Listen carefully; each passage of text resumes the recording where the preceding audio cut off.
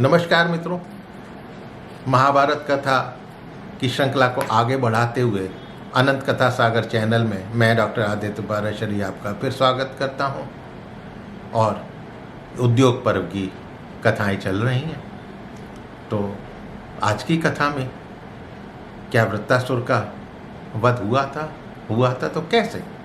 जैसा कि पिछले एपिसोड में मैंने आपको बताया था कि तुष्टा प्रजापति ने क्रोध के मारे अपने पुत्र की हत्या का बदला लेने के लिए वृत्तासुर को उत्पन्न किया और उसे आदेश दिया कि इंद्र को मार डालो। इंद्र से युद्ध हुआ और इंद्र जो है वो युद्ध भूमि छोड़कर भाग खड़े हुए। देवता इंद्र को आगे कर भगवान विष्णु की शरण में पहुंच गए और मद्राचल पर्वत पे जाके जो है वो ध्यान लगाकर बैठ गए। तो इंद्र बोले विष्णु भगवान के दर्शन देने पर, प्रभु आपने पूर्व काल में 3 डगों में त्रिलोकी को नाप लिया था। आपने ही मोहिनी रूप में दैत्यों के हाथ से अमृत छीन कर युद्ध में उनका संहार किया था। आप ही संपूर्ण देवताओं के स्वामी है। वृत्तासुर ने इस संपूर्ण जगत को आक्रांत कर दिया है, हमारी सहायता कीजिए। तब भगवान विष्णु बोले, तुम लोग ऋषियों और गंधर्वों के साथ वृत्तासुर के पास जाकर उससे संधि कर लो, तभी उसको जीत सकोगे। देवताओं, मेरे तेज से इंद्र की विजय अवश्य होगी। जाओ, उससे संधि करने में विलंब ना करो। तब इंद्र को आगे करके देवता लोग वृत्तासुर के पास आए। ऋषियों ने वृत्तासुर से कहा कि वीर, तुम्हारे तेज से सारा जगत व्याप्त हो रहा है, इतने पर भी तुम इंद्र को नहीं जीत सकते। तुम दोनों को युद्ध करते हुए बहुत समय हो गया है। देवता, मनुष्य सभी तो पीड़ित हो रहे हैं। अतः हम चाहते हैं वृत्तासुर कि तुम इंद्र के साथ जो है मैत्री कर लो सदा के लिए। इससे तुम भी सुखी रहोगे और इंद्र के सनातन लोकों पर तुम्हारा अधिकार भी रहेगा। तब वृत्तासुर बोला, 2 तेजस्वी पुरुषों में मैत्री कैसे होगी? तो ऋषिगण बोले, साधु पुरुषों की अवहेलना ना करके उनकी संगति करनी चाहिए। बुद्धिमान को चाहिए कि वो सज्जनों को नष्ट ना करे।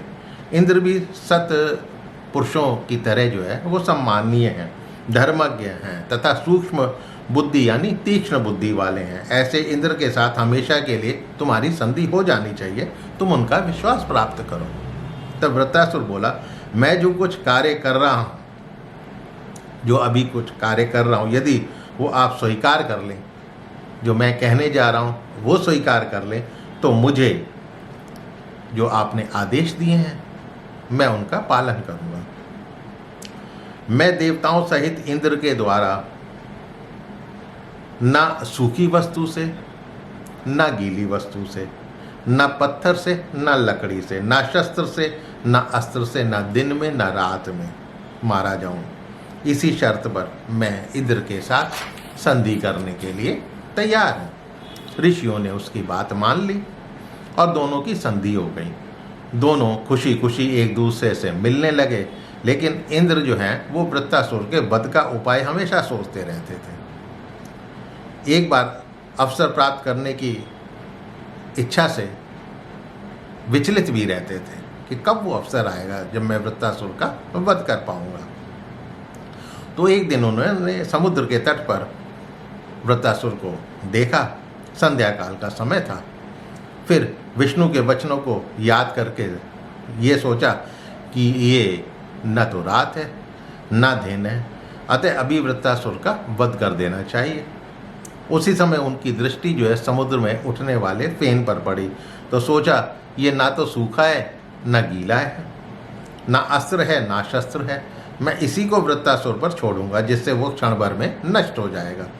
इंद्र ने तुरंत ही वृत्तासुर पर वज्र सहित फेन का प्रहार किया, मतलब फेन के अंदर वज्र को छुपाकर प्रहार किया और भगवान विष्णु ने फेन में प्रवेश कर वृत्तासुर को नष्ट कर दिया। संपूर्ण दिशाओं का अंधकार दूर हो गया। सुखद हवाएं चलने लगी। इंद्र ने विष्णु भगवान का पूजन किया। लेकिन वृत्तासुर के मारे जाने पर विश्वासघात रूपी असत्य से अभिभूत होकर इंद्र जो है मनी मन दुखी रहने लगे। एक तो पहले ही जो ब्राह्मण की हत्या कर चुके थे और दूसरा वृत्तासुर के साथ विश्वासघात करा था। तो अब संपूर्ण लोगों की सीमा पार कर वो अचेत होकर रहने लगे। अपने ही पापों से पीड़ित देवेंद्र का किसी को पता ही नहीं चला कि वो कहाँ गए। वो पानी में छिपकर रहने लगे। तब संपूर्ण लोगों में अराजकता फैल गई। प्रश्न उठा कि इंद्र के ना रहने पर हमारा राजा कौन होगा। देवताओं में से तो कोई भी राजा बनना चाहता नहीं था। अब आगे क्या हुआ, राजा किसको बनाया गया, ये जानने के लिए अगले एपिसोड का इंतजार कीजिए। और हाँ, मेरे चैनल को सब्सक्राइब करना मत भूलिएगा और अपने इष्ट मित्रों से इसको शेयर अवश्य कीजिएगा। मिलता हूँ इसी कथा को आगे बढ़ाते हुए अगले एपिसोड में। तब तक के लिए नमस्कार।